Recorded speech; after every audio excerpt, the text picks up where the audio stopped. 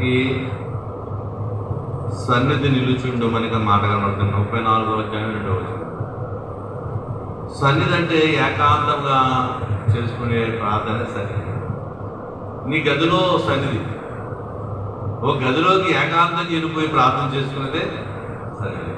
ఈ సన్నిధిలో ఏకాంతంగా నువ్వు ప్రార్థన చేస్తే దేవుడు కనపడతాడు, మాట్లాడతాడు. అందుకనే ఏకాంత స్థలము చేరుడి ప్రార్థింపగా, ఏకాంత స్థలము కోరుము, ఏకాంత స్థలము చేరి మోకాళ్ళ మీద నుండి, ఏకాంత స్థలము చేరి మోకాళ్ళ మీద ఉండి, లోకాశాలను మదికి రాకుండా చూచుకొనుము, ఏకాంత స్థలము కోరుము.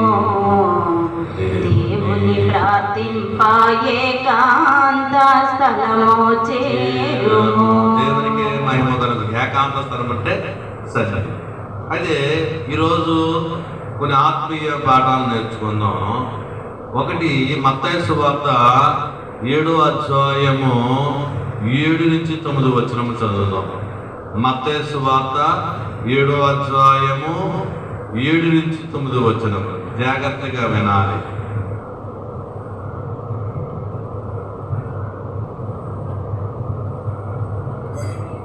అడుగుడి మీకు ఇయ్యబడును, వెతుకుడి మీకు దొరుకును, తట్టుడి మీకు తీయబడును. చిన్న ప్రార్థన. మహోన్నతుడా, దయగల తండ్రి, ఈ వాక్యము బోధిస్తుండగా మీ ఆత్మని మా మీద దయచేయండి. విలుచున్న బిడగలను హృదయకాంతమైన వాక్యం కలిగేమని నన్ను నీ సిలువ సాటున మరుగుపరుచుకుని మీరే మా మధ్యకు వచ్చి మాట్లాడమని యేసువారి నామం అడుగుచి వేడుకుంటున్నాం తండ్రి. ఆమేన్. మోషే ప్రార్థింపగా మన్నాను కురిపించితివి, మోషే ప్రార్థింపగా మన్నాను కురిపించితివి, యెహోషువ ప్రార్థింపగా సూర్య చంద్రులు నాపితివి, యెహోషువ ప్రార్థింపగా సూర్య చంద్రులు నాపితివి, యెహోవా నీ నామము ఎంతో బలమైనది, ఎంతో బలమైనది, ఎంతో ఘనమైనది. దేవుడికి మహిమ కలుగును గాక. ఇక్కడ ఏం కనపడుతుంది? అడుగుడి ఏమంటుంది? ఇవ్వబడును, వెతుకుడి దొరుకును, తట్టుడి. ఇవన్నీ మనకు తెలిసిన మాటలే అమ్మా. అదే ఇది ఒక మరొక కోణంలో మాట్లాడదాం. అడుగు పొద్దువాడు పొందుకుంటాడు. మనం అడిగితేనే పొందుకుంటాం. అర్థమవుతుందండి. వెతుకు వారికి దొరుకును. మనం వెతకాలి. ఎక్కడ? సన్నిధిలో వెతకాలి, ప్రార్థనలో వెతకాలి. ఏది పోగొట్టుకున్నది వెతకాలి. అలాగే నేను తట్టుడి తీయును. ఎవరిని తట్టాలి? ప్రార్థనతో దేవుని తట్టాలి. అర్థమవుతుందండి. ఈ ప్రార్థన దేవుని తట్టాలి. ఎప్పుడు తడుతుంది? పూర్ణ హృదయముతో, పూర్ణాత్మతో, విరిగి నలిగిన హృదయంతో నువ్వు ప్రార్థన చేస్తే దేవుడిని తడుతుంది. దేవునికి మహిమ కలుగును గాక, దేవునికి స్తుతి కలుగును గాక. ప్రాముఖ్యంగా కనబడుతుంది. అడుగుడి ఇవ్వబడును, వెతుకుడి దొరుకును, తట్టుడి తీయబడును. అదే ఎలా అడగాలి? ఇవన్నీ కూడా మనం నేర్చుకుందాం. ఎలా అడగాలి, ఎలా వెతకాలి, ఎలాగ తట్టాలి, ఎలాగ అడగాలి, ఎలాగ వెతకాలి, ఎలాగ తట్టాలి. ఇది తెలుసు, కానీ మాటలు మాత్రం తెలుసు, కానీ దాని క్రియ రూపం మనకి తెలియదు. అయితే ఈరోజు మనం నేర్చుకుందాం. మత్తయి సువార్త 27వ అధ్యాయము 22వ వచనములో మాట్లాడుతున్న మాటలు మనం చూద్దాం. 21వ అధ్యాయము 22వ వచనం. మరియు మీరు ప్రార్థన చేయనప్పుడు వేటిని అడుగుదురో అవి మీకు దొరుకునని నమ్మిన ఎడల మీరు వానన్నిటినీ పొందుకుందరని. మీరు ప్రార్థన చేయనప్పుడు వేటిని అడుగుతున్నారో అది దొరుకుతాయని అడగాలి. అనుమానం అడగకూడదు. నువ్వేం అడుగుతావో అది నాకు దొరికేస్తుంది అంటే ఇక్కడ ఏమంటాడు చూడండి, మీరు ఏ మనుషుడైనను కుమారుడు తనను అడిగినప్పుడు వానికి ఏమన్నాడు, రాజునిచ్చున చేపలకి బదులు అని దేవుడు ఏమంటున్నాడు, అడిగిన ఎడల వానికి రాజునిచ్చిన, చేపను అడిగిన వాడికి పామునిచ్చినా అంటున్నాడు. చేపను అడిగితే పాము ఇస్తాడా? నువ్వేదంటే దొరుకుతుందని దేవుడి దగ్గర. దేవుడికి మహిమ కనుగొనగాక. నువ్వు ప్రార్థన చేసినప్పుడు ఏటిని అడుగుతున్నావో అవి నాకు దొరికేస్తాయని నమ్మిన ఎడల వాటి నిన్ను దొరుకునని వారితో చెప్తున్నాడు దేవుడు. దేవుడే చెప్తున్న మాట. అసలు ఎవరిని అడగాలి, ఎలా అడగాలి? ఇందులో 4 విషయాలు ఉన్నాయి. అడుగుడి అన్న మాటలో 4 విషయాలు ఉన్నాయి. ఎన్ని విషయాలు? 4.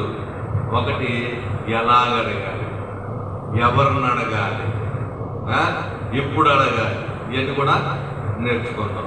మొదటిది ఎవరిని అడగాలి. ఎవరిని అడగాలి? పక్కన ఆశగారినా? ఎవరిని అడగాలి? దేవుణ్ణి అడగాలి. అడిగితే కదా మొదటికి ఎవరిని అడగాలి? అడుగుతున్నావు. నువ్వు ఎవరిని అడగాలి? దేవుణ్ణి అడగాలి. చూడండి, మత్తయి సువార్త 7వ అధ్యాయం 11వ వచనము. మత్తయి సువార్త 7వ అధ్యాయం 11వ వచనము.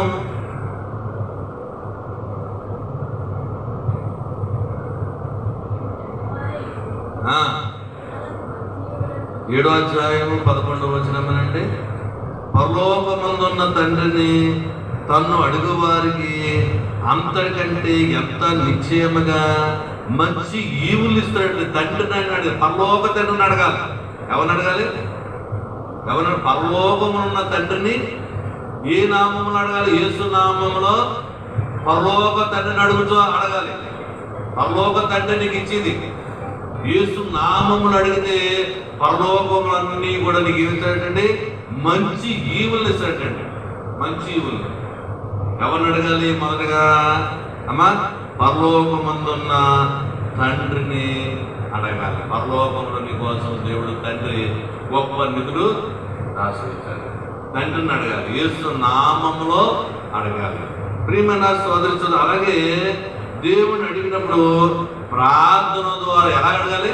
ప్రార్థన ద్వారా అడగాలి. ఎలా అడగాలమ్మా? ఎవరిని అడగాలి? దేవుని అడగాలి. ఎలా అడగాలి అమ్మా? ప్రార్థన ద్వారా, యేసు నామములో అడగాలి. ప్రార్థన ద్వారా అడగాలి. ప్రార్థన ద్వారా అడగాలి. కీర్తనలు 37వ అధ్యాయం 4వ వచనం.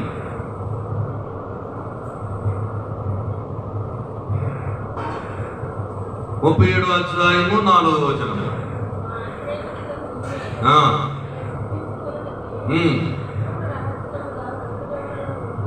37:4.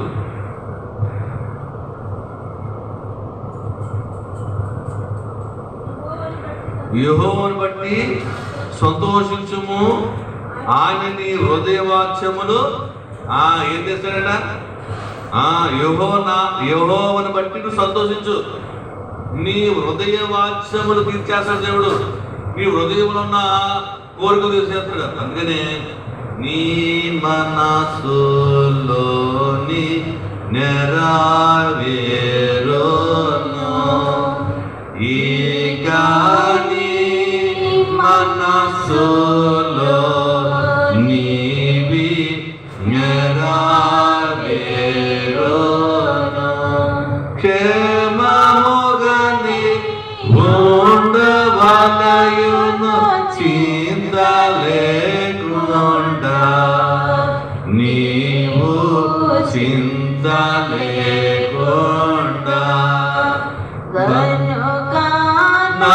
నాకేమి కొదువా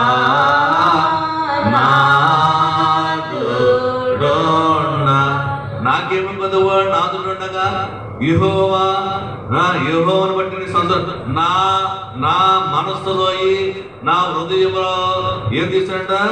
వాంఛలను తీర్చు, నా కోరికలను తీర్చేస్తాడు. నా మనసులో కోరికలన్నీ తీర్చేస్తాడు. నాకేమి కొద్దువా నాదుండగా అన్నట్టుగా ఉండాలంట. దేవుణ్ణి అడగాలి. మా దేవుడిని అడిగితే నీ హృదయములన్నీ చేస్తాడంట. దేవుణ్ణి అడుగుటం అంటే ప్రార్థన ద్వారా అడగాలి. ఎలా అడగాలి? ప్రార్థన ద్వారా. అడుగుడి ఇవ్వబడును, ప్రార్థన ద్వారా అడగాలి. యేసు నామమును అడగాలి. పరలోక తండ్రిని అడగాలి. దేవుడికి మహిమ కలుగును గాక. మన హృదయ వాంఛమును తీర్చువాడు ఈ లోకంలో ఎవరు లేరు.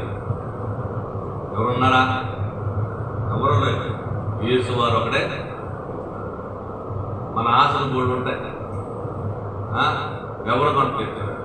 మన నాన్న అడుగుతాం, ఏళ్ళు అడుగుతాం, తల్లిదండ్రులను అడుగుతుంటాం. అసలైన అర్థమైంది. అడుగుడి ఇవ్వబడినట్టుంటే నువ్వు అడగవు. ఎవరిని అడుగుతుంటావు? ఫోన్లు అడుగుతుంటావు, అది ఎవరినెవరిని అడుగుతుంటావు, ఎవరినెవరిని చేస్తుంటావు తప్ప దేవుని మాత్రం అడగవు. దైవ సన్నిధిలోకి వెళ్ళిపో, దేవుని అడుగు, దేవుడు తప్పకుండా నీ హృదయ వాంఛను తీర్చేవాడు ఆయనే. అడిగిన వాటిని పొందుకుంటావని దైవ సన్నిధిలో నమ్మకంతో ప్రార్థన చేసేది ఎందుకు నువ్వు పొందుకుంటావాడు. అర్థవుతుందండి? మనలో నమ్మకం లేదు, ఉండదు. మనలో ఏముండదో నమ్మకం ఉండదు. ప్రార్థన చేస్తారు కానీ ఏదో మాత్రం చిన్నది ఉంటుంది. చిన్న పెరిగే పాలన్నీ ఏం చేస్తుంది? చిన్న పెరిగే పాలన్న తోడుపడతాడు. అర్థవుతుందండి? ఇవన్నీ చిన్న చిన్నయే. చిన్న మిస్టేకే మన ప్రార్థన దేవుడి దగ్గరికి వెళ్ళనట్లేదు. చిన్నది చిన్న అనుమానంతో దేవుడి మీద ఆధారపడకుండా వచ్చాం, నేను చిన్న ప్రార్థన చేసుకున్నాను, ఆ సమయంలో అయ్యో నేను ప్రార్థన చేసుకుంటున్నాను, నేను పొందుకుంటాను, నా హృదయ వాంఛను తీర్చివేస్తాడు దేవుడు, యెహోవా నన్ను సంతోష పెడతాడని నువ్వు ఎప్పుడైతే ప్రార్థన చేసుకుంటావో దేవుడు అప్పుడు కార్యాలు నువ్వు అడిగింది ఇచ్చేస్తాడు. అర్థమైందండి? అడిగింది నీకు ఇచ్చేస్తాడు. నువ్వు అడుగుతున్నాడు, అడిగినది ఇస్తున్నాడు అన్నాడు. ఆయుష్నాన్ని అడిగింది నీకు ఏస్తాడు. ఏమడుగుతాడంట? చేపడితే పామిస్తాను, నేను ఏమను నీకు చేష్టమైందే ఇస్తాను అని దేవుడు చెప్తున్నాడు. దేవునికి మహిమ కలుగున గాక, దేవునికి స్తుతి కలుగున గాక. రెండోది, ఏమి అడగాలి, ఎలాగ అడగాలి అని అడుగుతాం. రెండోది చూడండి, మొదటి రాజుల గ్రంథము 3వ అధ్యాయము 10-11 వచనములు.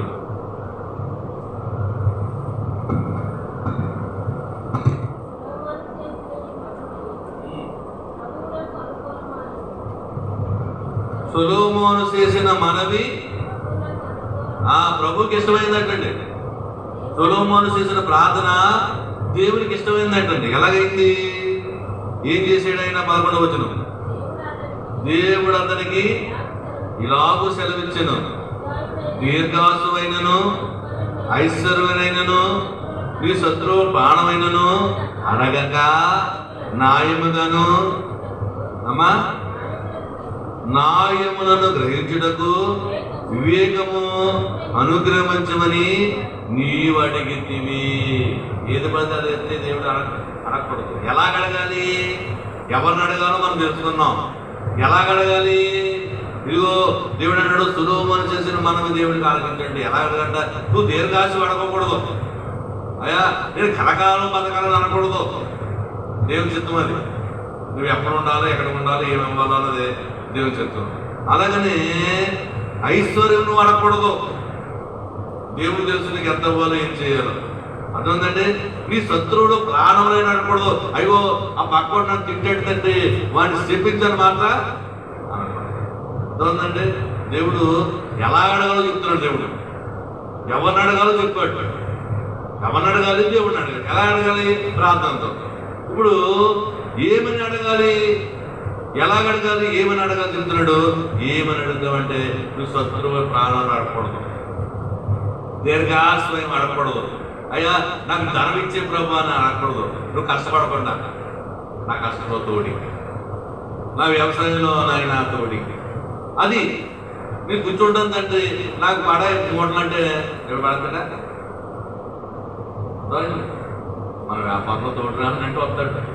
ఏంటండి నేను కూర్చుంటాను ఎందుకంటే 10,000 మాట పైకి ఎందుకంటే పడతాడా? ఏం పడాడు.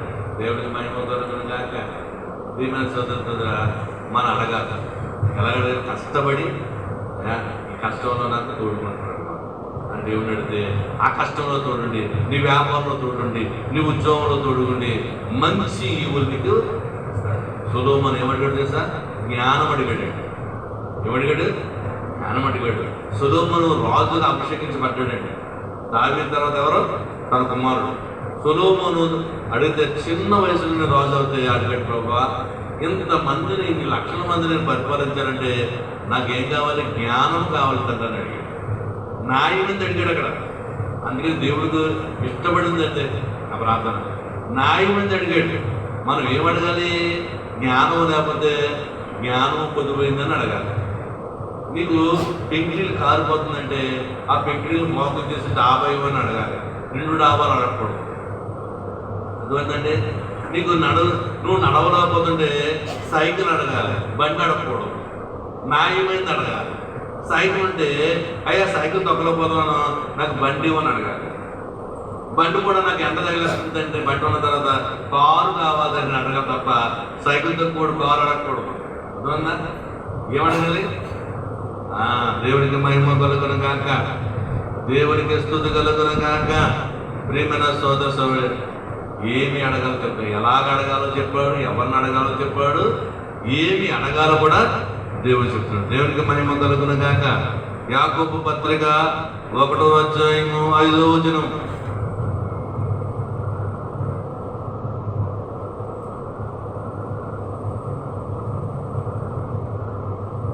యాకోబు పత్రిక 1వ అధ్యాయము 5వ వచనము.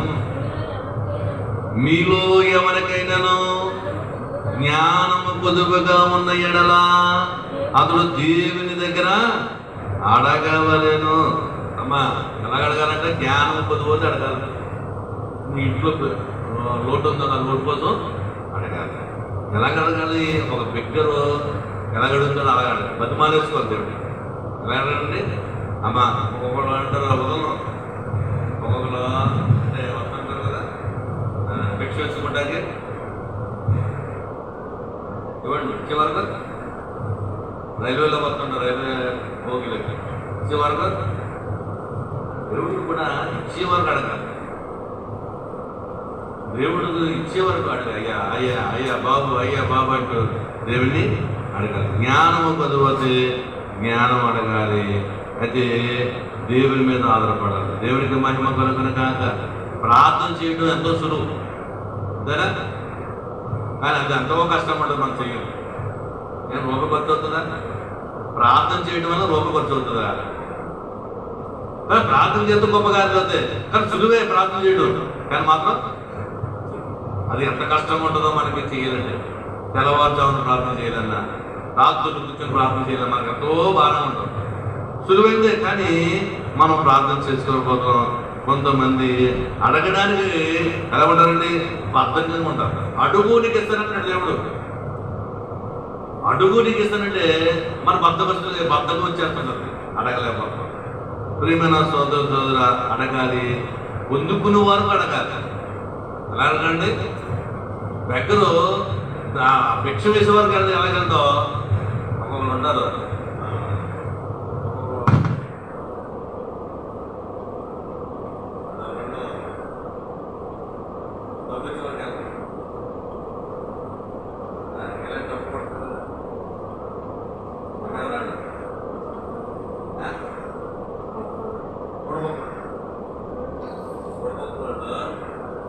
ఇలా పడుతూనే ఉంటాడు.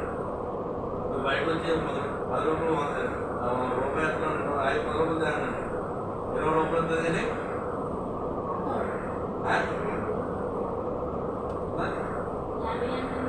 50 మన వెళ్తుంది అంటే అదో సేవ అడుగుతూ ఉంటుంది. తెలియదు మనం కూడా దీని దగ్గర అలా అడగలేదు. దేవుని ఇప్పుడు కూడా గోదాడేలా దేవుని మాటలో మనం అడగాలి. దేవునికి మహిమ కలుగును కాక. అయితే మొదటి యోహాను సువార్త 5వ అధ్యాయము 13వ వచనం. మొదటి యోహాను సువార్త 5వ అధ్యాయము 13వ వచనం.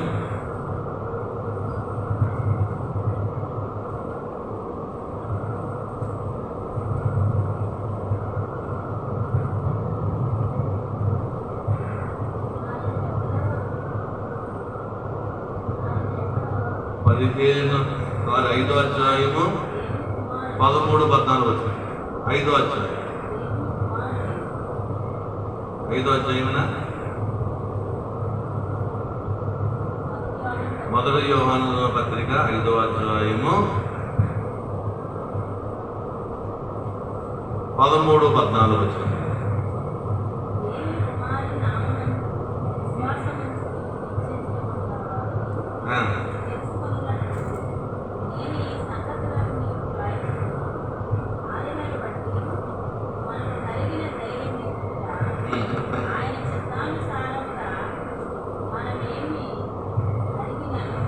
ఆయన చిత్తానుసారముగా మనము ఏమి అడిగినను ఆయన మన మనవి ఆలకించును.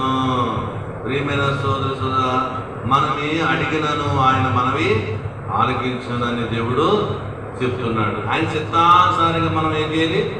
అడగాలి. ఆయన చిత్తానుసారంగా మనం ఎలా అడగాలి? మన చిత్తానుసారంగా అడుగుతుంటాం. ఏమడుగుతున్నాం? అయ్యా నాకు ఇలా కావాలి తండ్రి, నాకు అలా ఉద్యోగం కావాలని అడుగుతాం తప్ప అయ్యా నీ చిత్తంలో ఏముంది, నేను ఏం చేయాలి? దేవుని సన్నిధిలో మనం ఎలా అడగాలంట? ఆయన చిత్తం ఎదగాలి, మన ఇష్టం కాదు.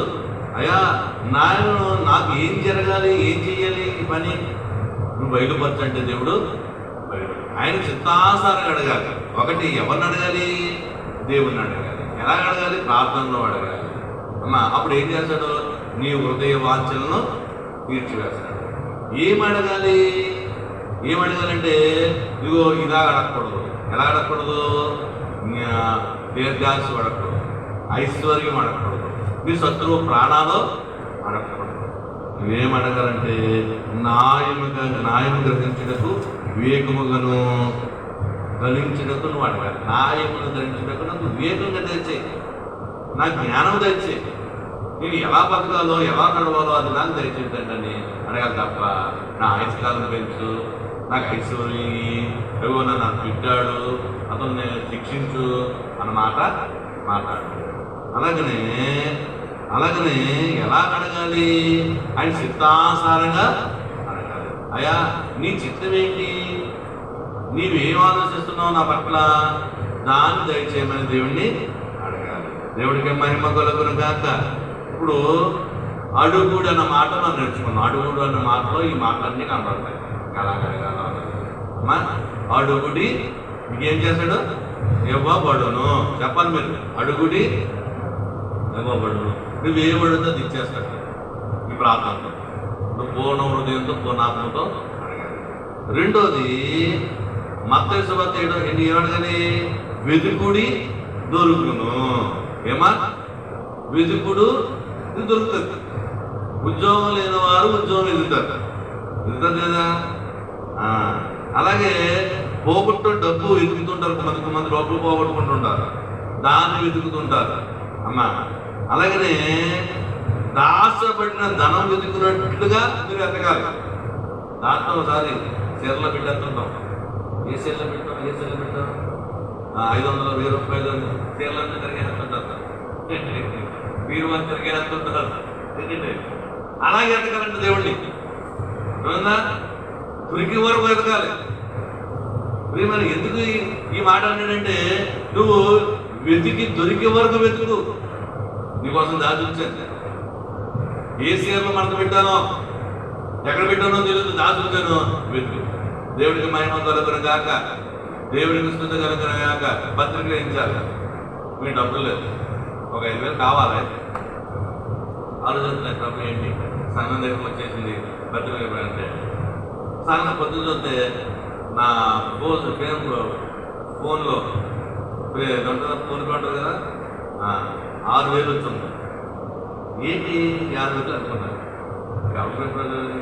సాధారణంగా ఎవరికైనా నెలాఖరు కాదు దర్శనం బాగా పంపించడానికి అని చెప్తే ఎలా వచ్చింది, ఎవరన్నా పంపించడానికి చెప్తే తర్వాత హైదరాబాద్ నుంచి కుమారుడు 14,500 దర్శనం బాగా పంపాడు.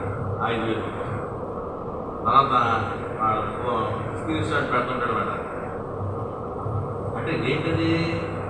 దేవుడు ఏదో రకంగా వెతకాలి. మనం ప్రార్థనలు వెళ్తున్న దేవుడు అది దొరికే వరకు దేవుడికి మహిమ కొలకరగాక 5,000 పెట్టి మనం ఏం చేస్తాం? ఆ పత్రికలు అలాగే ఏంటి ఫ్లెక్స్లో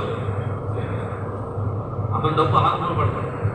చాలాసార్లు ఒక క్లిష్టమైన పరిస్థితుల్లో ఆ కుమారుడు మనకి డబ్బులు, అతని పేరు ప్రశాంత్. ఎవరండి?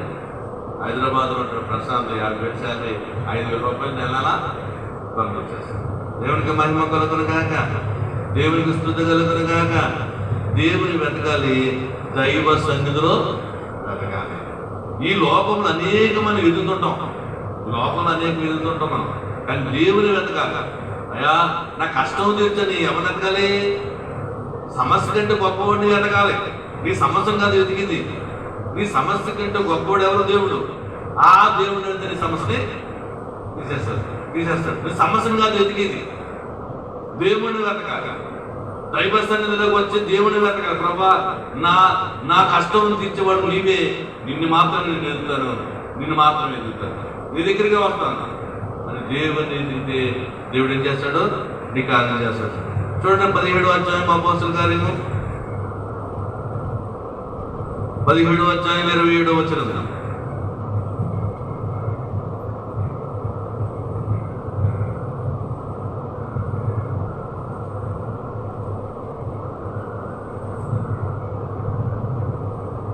అపోస్తలుల కార్యము 17వ అధ్యాయము 27వ వచనము.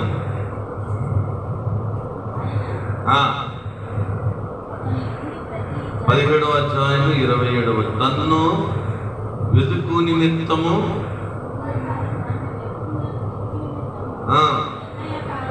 నిర్ణయ కాలము వారు నివాస స్థలము యొక్క పొలిమేరను ఏర్పరచును.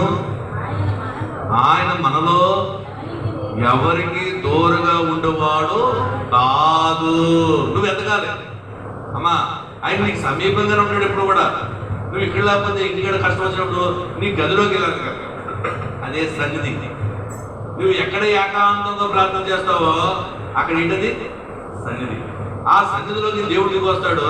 అంటున్నాడు, ఎవరికి దూరం ఉండేవాడు కాదు, నేను నీకు సమీపంగానే ఉంటాను. ఎవరికి దూరం ఉండేవాడు కాదు, నీ దగ్గరగానే ఉంటాను. అందుకనే నీ హృదయంలో వచ్చి, నా హృదయం, మన హృదయంలో వచ్చాడు దేవుడు. ఒకప్పుడు పాత నిబంధనలో మందిరం కట్టమన్నాడు, మందిరంలోకి వచ్చి నా బిడ్డను చూసుకుంటానన్నాడు. అదే కొత్త నిబంధనలోకి వచ్చినప్పటికీ ఈ కాలంలో హృదయమే మన ఆలయంగా మార్చేశాడు. దేవునికి మహిమ కలుగును గాక. నువ్వు దేవాలయం రావకూడదు అంటే ఆలయం రావకూడదు, నీ హృదయమే. నువ్వు ఎక్కడ మోకలేదు అక్కడికి వచ్చేస్తాడు. ఇక్కడ ఉన్నాడు. ఏంటి రాత్రి ఎంతసేపు అయినా నీ హృదయం రప్పించుకున్నావు, ఎంతసేపు అయినా ఎదగాలి. నిర్ణయ కాలమున నేను నీ సరిహద్దులో నేను విశాలపరిచేస్తానన్నాడు దేవుడు. ఆయనకు ఒక నిర్ణయ కాలం ఉంది. ఆయన అనుకున్న కాలం ఉంది. నువ్వు అనుకున్న కాలం చేయుడు. అర్థమవుతుందండి?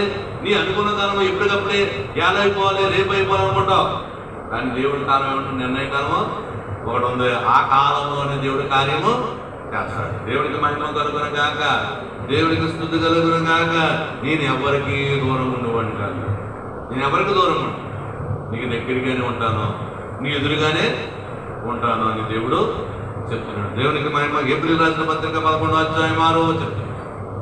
ఏప్రిల్ రాసిన పత్రిక 11వ అధ్యాయం 6వ వచనము. విశ్వాసము లేకుండా దేవునికి ఇష్టడై ఉండడా అసాధ్యము. దేవుని యొద్దకు వచ్చేవాడు ఆయన ఉన్నాడని, తన్ను వెతుకు వారికి ఫలము దయచేనని నమ్మవలెను కదా. చూసారండి, విశ్వాసము లేకుండా దేవునికి ఇష్టడు ఎవడో కాదు. విశ్వాసం అంటే ఏంటి? నమ్మకం. అడుగుడి ఇవ్వబడును అన్న మాట నమ్మాలి. అడిగితే ఇచ్చేస్తాడు దేవుడు. అది ఎవరిని అడగాలి? దేవుడిని అడగాలి. ఎలాగ అడగాలి? ప్రార్థనలో అడగాలి. ఏమేమి అడగాలి? ఆయన చిత్తానుసారంగా అడగాలి. జ్ఞానం అడగాలి. ఇతరుల ప్రాణాలు కదా అడిగాడు. అదేంటండి, ఆయన చిత్తానుసారంగా అడగాలి అని దేవుడు చెప్తున్నాడు. ఇప్పుడు ఎలా వెతకాలి? ఎలా వెతకాలి? సన్నిధిలో వెతకాలి. ఏమి వెతకాలి? దేవుణ్ణి వెతకాలి. నీ సమస్యను కాదు, నీ కష్టాన్ని కాదు వెతికేది, నీ కష్టము తీర్చేవా దేవుణ్ణి వెతకాలి. అప్పుడు అన్నాడు దేవుడు, నీకు అందుబాటులోనే ఉన్నాను, నేను నీకు దగ్గరగానే ఉన్నాను, నాకు చెప్పు, అడుగు, అప్పుడు ఇంటికి చేస్తానంటే దేవుడికి మహిమ కలుగుతుంది కాక. సరే, ఎంత గొప్ప దేవుడు! అడుగు. విశ్వాసం లేకుండా దేవుడికి ఇష్టపడడం. విశ్వాసం అంటే ఏంటి? నమ్మకం. విశ్వాసం అంటే ఏంటిది? నీ మాట మాత్రం సెలవు. ఎవరన్నమాట? శతార్థుడు. నా దాసుడు రోగంతో పడి ఉన్నాడు, నీ మాట మాత్రం సెలవిస్తే నా దాసుడు బాగుపడతాడు. నువ్వు రావకూడదయ్యా, ఏసయ్యా మీరు మా ఇంటికి రావడానికి నేను అర్హుడు కాదు, ఇక్కడ ఉండి మాటను చాలా అయిపోతాడు. ఇక్కడ ఉండి మాటను కాకినాడలో జనరల్ హాస్పిటల్ బాగుపడిపోతాడు. దేవుడికి మహిమ కలుగునుగా. ఇక్కడి నుంచి అను రాజమండ్రిలో ఉన్న ఒక ఇంట్లో ఉన్న రోగంతో పడిపోతున్న అబ్బాయి, ఇక్కడి నుంచి అను పాలకేడులో ఉన్న ఆ బిడ్డను బాగు చేసేస్తాను. మాట మాత్రము. విశ్వాసం అంటే ఏంటి? అయ్యా నువ్వు ఎదిగితే మాకు దొరికేస్తావు, మాకు ఇచ్చేస్తావని నమ్ముకుంటూ ఉంటాను. ప్రియమైన స్వాతంత్ర విశ్వాసం లేకుండా దేవునికి ఇష్టడు కాదు. నువ్వు పొడుపుడు ప్రార్థన చేయకూడదు. పూర్తిగా నమ్మకంతో నువ్వు దేవుడు మహాదేవుడి దగ్గరికి వచ్చావని ఒక శక్తి కలిగ ప్రార్థన చేయాలి. అప్పుడు దేవుడు ఎదుగుటం అంటే వెంబడించడం. ఎదుగుటం అంటే ఏంటి? దేవుని వెంబడించడం. దేవుని వెంబడించడం అని దేవుడు ఇక్కడ చెప్తున్నాడు. అంటే దానిని వెతుకుతున్నాము, శాస్త్రమైనది మనం ఇస్తాడు. చూడండి, కొలసీలు రాసిన పత్రిక 3వ అధ్యాయము 1-2 వచనములో. కొలసీలు రాసిన పత్రిక 3వ అధ్యాయము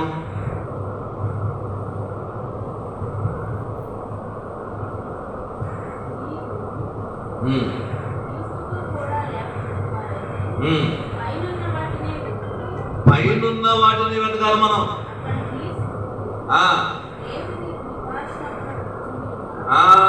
చూసారా, ఇలా చూడాలి. మనం ఏమైందంటే భూమి మీద ఉన్నాయి దిగుతుంటాం. అమ్మా, ఏమి దిగుతుంటాం? భూమి మీద ఉన్న ఇల్లు, భూమి మీద ఉన్న ఉద్యోగం,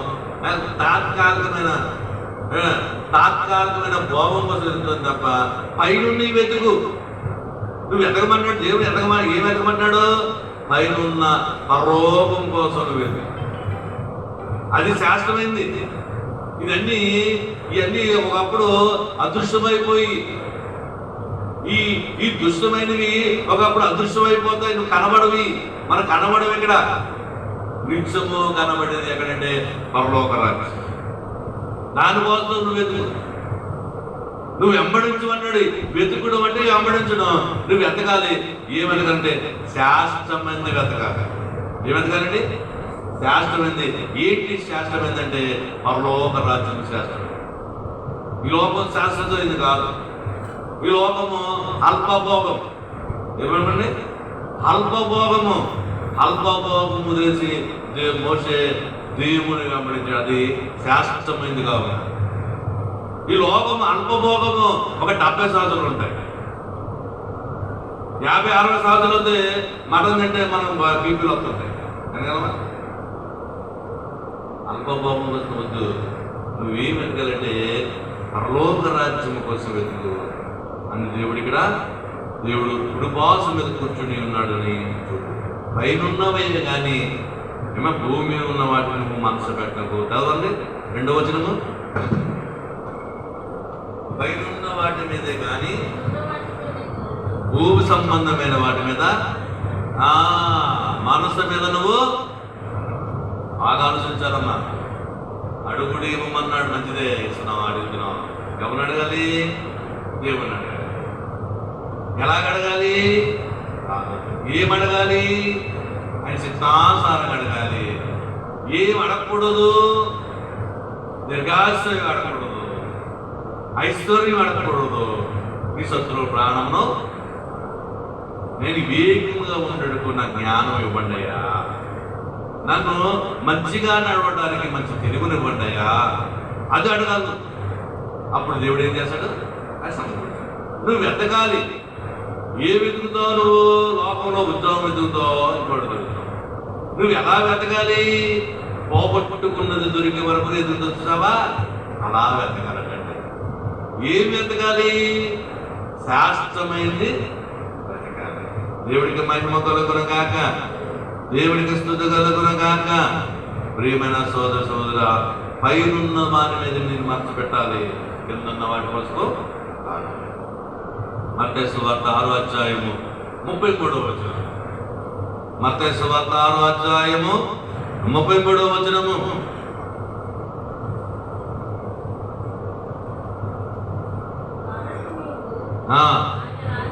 ఆయన రాజ్యమును నీతిని మొదట వెతుకుడి, అప్పుడు అన్ని నీకు. అప్పుడు ఏం కావాలో ఇస్తాడు. ఇలా చూడాలి. అప్పుడు ఏం కావాలో ఇస్తాడు. మొదట ఏం అడగాలి?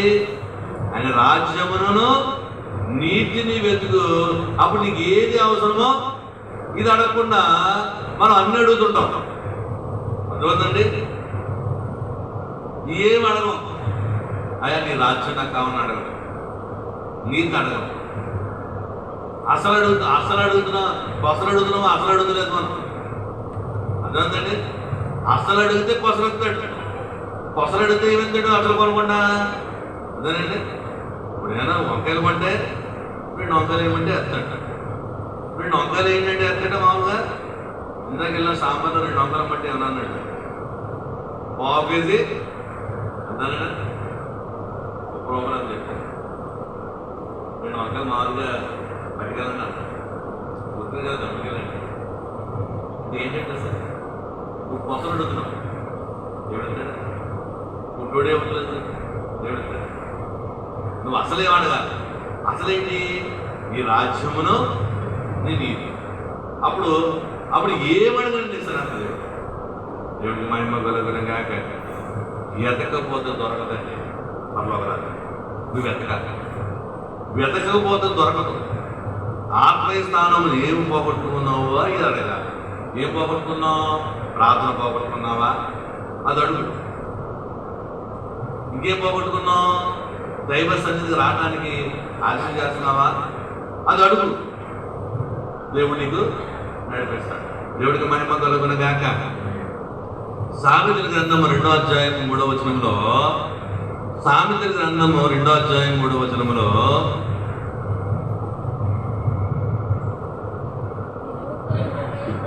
వెండిని వెతికినట్లు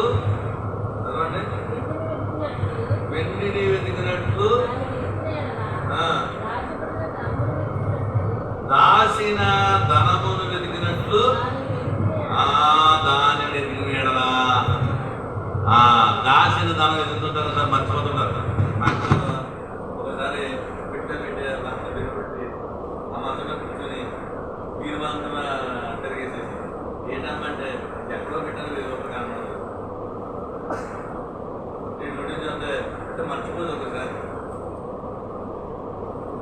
అంటే రాసిన డబ్బులు నువ్వు ఎలా వెతుకుతావో అలా ఎదగాలి. ఇంట్రెస్ట్ కాక ఏదో వచ్చాము వెళ్ళిపోయినట్టు ఉండకూడదు. వెండిని వెతికినట్లుగా వెతుకు. ఒకవేళ వెండి వస్తువు పోతే, బంగారు వస్తువు పోతే నువ్వు దీపం పెట్టి ఎలా వెతుకుతావో, మూలకి వెళ్ళి ఎలా వెతుకుతావో, ఆ మూలగా తులసి ఎక్కడైనా పడిపోయిందమ్మో అని చెవిది వెనకాల ఉంటుంది కదా, అది పడిపోతే ఒకసారి దాన్ని ఏదికి అలా వెతకమంటాడు. అర్థందండి? ఒకటి అడుగుడి ఇవ్వబడును, వెతుకుడి, సన్నిధిలో వెతకాలి. ఎలా వెతకాలి? శాస్త్రమైనది వెతకాలి. లోక సంబంధమే కాదు, పై సంబంధం వెతకాలి.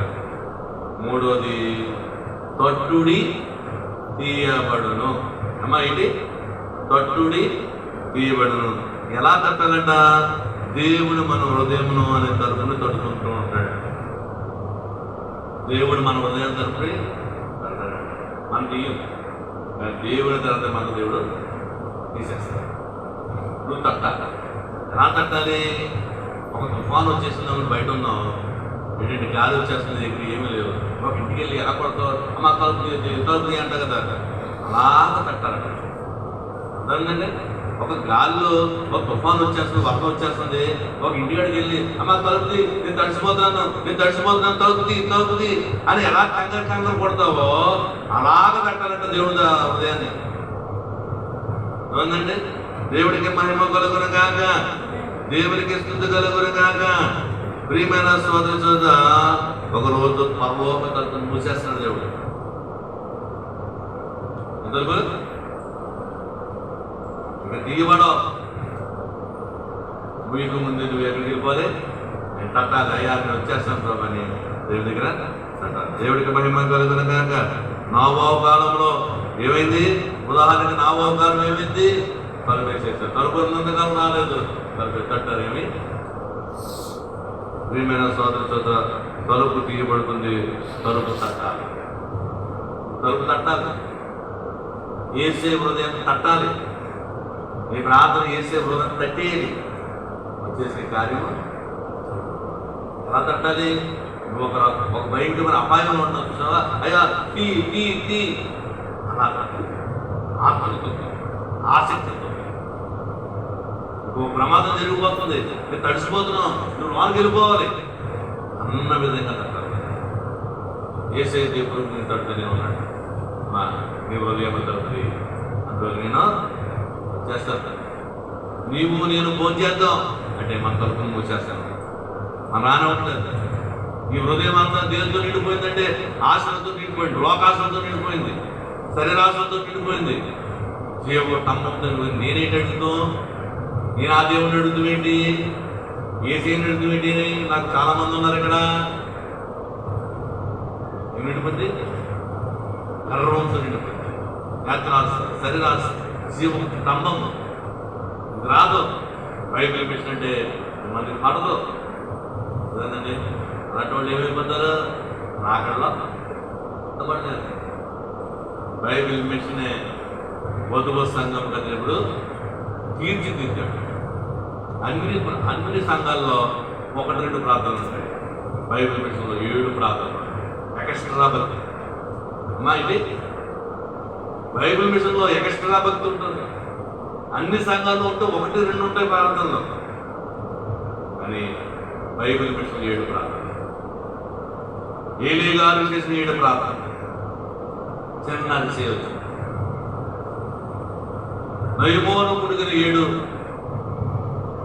యోర్దాను నదిలో మునిగిన 7 అంటే 7 బైబిల్ మిషన్. బైబిల్ పనిచేస్తుంది. అందండి. ప్రియమైన అన్ని సంఘాలలో ఒక పావు గంట 20-40 నిమిషాలు ఉంటుంది వాక్యం. బైబిల్ మిషన్లో గంటన్నర ఉంటుంది. ఎక్స్ట్రా వెలుగుతురు ఎలా ఉంటుంది?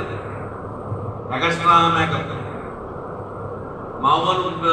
మామూలు అమ్మాయి ఎలా ఉంటుంది? నార్మల్ ఉంటుంది. వెలుగుమంత ఎలా ఉంటుంది? ఎక్స్ట్రా నగలతో, పువ్వులతో, అలంకరణతో ఒక ఎక్స్ట్రా ప్రత్యేకంగా ఉంటుంది. అదే బైబిల్ మిషన్. చూడండి, ఈ లోకం సంఘాలు, ఏ సంఘం చూసినా ఒక ప్రార్థన 2 ప్రార్థన. బైబిల్ మిషన్లో 7 ప్రార్థనలు. పావుగంట ఉంటుంది మా ప్రార్థన, ధ్యానము, మాకేళ ఆరాధన. కానీ బైబిల్ మిషన్లో 1-2 గంటలు ప్రార్థనలు ఉంటాయి. అన్నిటి ప్రార్థన. గంతులేసే ప్రార్థన కాదు. ఏ ప్రార్థన? దుఃఖం ప్రార్థన. దుఃఖంతో ఏడుస్తూ బైబిల్ మిషన్లో 7 ప్రార్థన. 7 అంటే అలాగే 7 అది 7 ఏం పోగొట్టుకున్నారని భయం. అంత 7 అంత 7 ప్రార్థన రాదు. అంత ఎక్కెక్కి ఏడ్చే ప్రార్థన దేవుడు పరిశుద్ధాత్మ పెట్టేసాడు. స్టేజ్ ఎక్కితే చాలు, ప్రార్థన మోకరితే చాలు, బడబడ కనపడుతుంది. ఎక్కడి నుంచి వస్తుంది? బైబిల్ మిషన్ కన్నీళ్ళ ప్రార్థన. దేవుడు వధువు సంఘం. ఆలోచన చేయాలి. ప్రియమైన సోదరులు, బైబిల్ మిషన్లో మోకరించి అడిగితే అడుగు తీర్చేశారు, ఏది అడిగితే తీర్చేశారు అన్నాడు. నీ చేతులు నా చేతు, స్త్రీని అంటున్న ఒక గొప్ప మహనీయుడు ఈ బైబిల్ మిషన్ ఆ వ్యవస్థాపకుడు అన్నాడు, మీరు ఏదైనా సరే దేవుని వైపు చేతులు కాపాడండి. విశ్వాసం కదా, వాళ్ళందరికీ ఏమి ఆయన వైపు చాపు. ఆకాశ వాకిళ్ళు బైబిల్ మిషన్ అనుభవం. ఒక మందిరం కడితే ఎవరిని ఆశించరు, ఒక సభ పడితే ఎవరిని ఆశించరు, ఒక కార్యక్రమం చేస్తే ఎవరిని ఆశించరు. కానీ దేవుడు మాత్రం అడుగుతారు, దేవుడు కావాల్సిన నిధులు ఇచ్చేస్తాడు. పత్రిక కావాలి బాబా తండ్రి, పత్రిక కావాలంటే సమయం అయిపోతుందంటే హైదరాబాద్ మనం లేకపోతే అకౌంట్ వచ్చి 11వ తారీఖు జరగదు ప్రభా. దేవుడు ఏం చేస్తాడు? ఏదో చేస్తాడు. లక్షలాది రూపాయలు అవుతాడు. దేవుడికి మహిమ కలుగుతాడు. విస్తారమైన ధైర్యం కావాలి. అనేక మందికి నేను ధైర్యం పోసి ప్రార్థించాను. మోకరించిన వారి తండ్రి నడిరెత్తి నుంచి అరికాల వరకు అభిషేకం జరుగుకోవాలి. అట్టి అభిషేకం జరుగుతుంది. విస్తారమైన ధైర్యం కావాలి. 30 కేజీ 40 కేజీ నూనె కావాలి. దేవుడు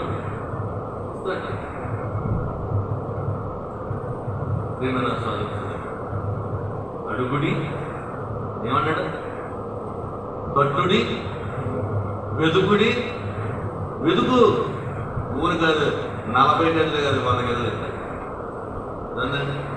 తట్టు, ఆయన తట్టు. ఎవరిని తట్టద్దు,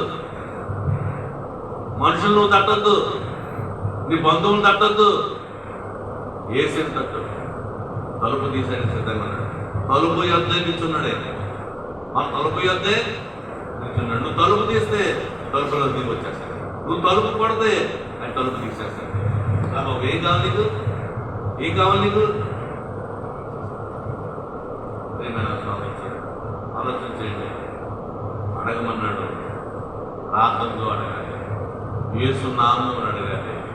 దేవుడి హృదయ వాత్సల్యమును తీర్చివేస్తాడు. ఏం అడగాలి? చిత్తానుసారం అడగాలి. ఏం అడగకూడదు? అయా నా ఆయుష్కాలం కాదు, నా ఐశ్వర్యం కాదు, ఇతరుల ప్రాణాలు కాదని అడిగాడు. జ్ఞానం వివేకము దయచేయండి, జ్ఞానము వివేకము దయచేయండి అనే ప్రార్థన బిచ్చవాడు అడిగినట్టు అడగాలి. ఒక బిచ్చవాడు మన దగ్గరకు వచ్చి ఎలా అడుగుతాడో అలాగ అడగాలి. మన బిచ్చవాడు ఆయన యజమాని, ఆయన అలాగ అడగాలి. అయ్యా తండ్రి నీకు వందనములు స్తోత్రములు. త్యాయిగా మెల్లిగా కంగారు పడకుండా ప్రార్థన చేయాలి. బ్రతకాలి, ఆయన సన్నిధానం బ్రతకాలి. రకరకాలు ఎదుగుతుంది తప్ప ఆయన వెతకం. సమస్య కంటే గొప్పవాడిని అనుకో సమస్యను ఎదుగుతుంటాం మనం. ఈ సమస్య కంటే గొప్పవాడు ఆయన ఎదుగు. ఈ సమస్య తీసేస్తాడు. బాబా నా సమస్య నేను ఎదుగుతున్నాను బాబా, నాతో నీకు సమీపంగానే ఉన్నాడు. నువ్వు ఎదిగితే ఎక్కడ ఉన్నాడు? నీ ఎదురుగానే చేస్తాడు. అయ్యా నా సన్నిధిని రాదండి, మనోనిదానం అనే ప్రార్థన. అయ్యా నా ఎదురుగున్నారా, నా ఎదురుగుండా వచ్చాయండి వెంటనే వచ్చేస్తాను దగ్గర. అప్పుడు ఏమైనా విషయాలు జ్ఞాపకం చేసుకోండి.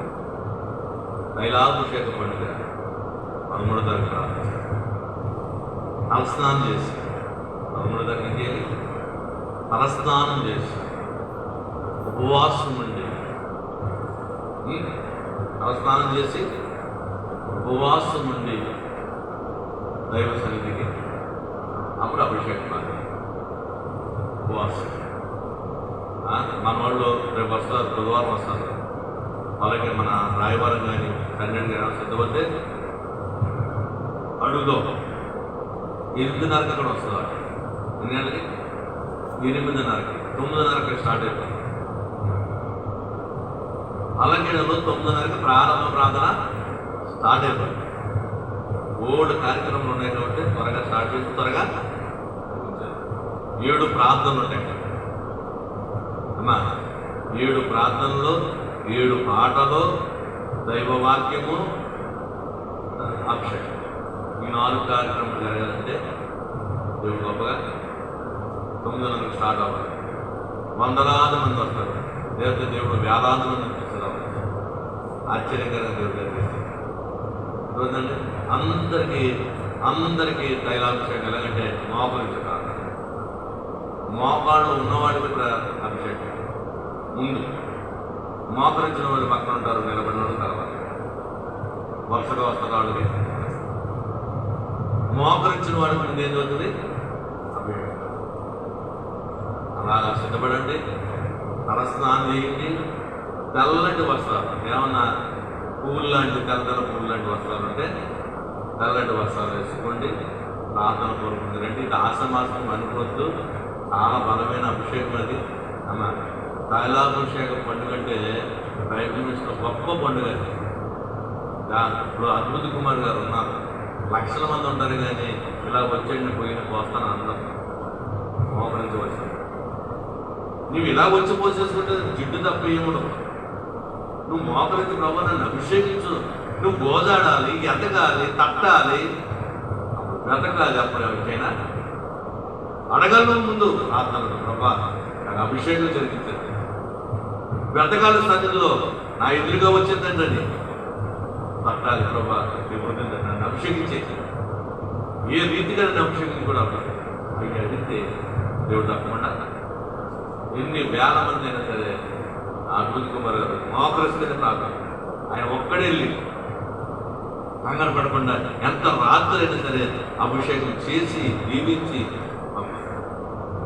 దేవుడికి మహిమ. ఎన్నో గొప్ప కార్యాలు చేసి దేవుడు ఎన్నో గొప్ప గర్భఫలం లేని గర్భఫలం అనేక కార్యాలు దేవుడు ఏదైనా ఆయన నమ్మకంగా చేస్తే ఆయన చెప్పినట్టు చేస్తే దేవుడు తప్పకుండా, ఆయన చెప్పకుండా ఆయన చెప్పింది వేరేగా చేసి మనం ఏదైతే చేస్తుంది అవ్వదు.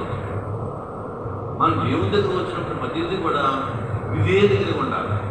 విధేయత అంటే గౌరవించడం, గౌరవం అంటే ఏంటి? మోకరించడం. నువ్వు కేకలేసుకుంటూ దోచుకుంటూ పరిగెడుతుంటే అదేంటి? క్రమశిక్షణ ఉండాలి కదా. ఇన్ని వేల మందిని కంట్రోల్ చేసే వాళ్ళు ఉన్నారు, చేస్తారు. కంట్రోల్ చేసుకుని వాళ్ళకి ఆత్మీయత కలిగించారు. దేవుడికి మహిమ కలుగును గాక, దేవుడికి స్తుతి కలుగును గాక. ప్రియమైన సోదరి సోదరా, మనందరం ప్రార్థనలో ఉందాం. 7 మెట్లు వచ్చి మన మధ్యన మరి సత్యనారాయణ గారు